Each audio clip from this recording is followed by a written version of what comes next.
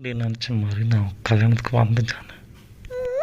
மண்டபத்துக்குள்ளே வரும்போதே பிரியாணி ஸ்மெல் அவ்வளோ சூப்பராக இருந்துச்சான். கல்யாணத்துக்குள்ளே பார்க்காம கண்ட்ரோலே இல்லாமல் சாப்பிட போயிட்டு நல்லா சாப்பிட்டதும் வயிறு ஒரு மாதிரி கும்முன்னு இருக்குன்னு ஈனோ வாங்க அங்கேருந்து ஓடிட்டேன். ஜானு சாரி ஜானு தெரியாமல் பிரியாணி சாப்பிட்டு மன்னிச்சிரு ஜானு. கல்யாணத்தை பார்த்துருக்கணும் ஜானு, மன்னிச்சிரு ஜானு, தெரியாமல் சொல்லிட்டு.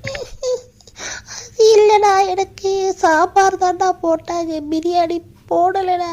எது சாம்பாரா? ரெண்டாவது பந்தியில் சாம்பார் தான்டா இருந்து, பிரியாணி இல்லைடா.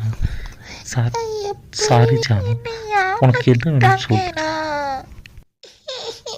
எனக்கு இப்போ பிரியாணி சாப்பிடணும் போல இருக்கு.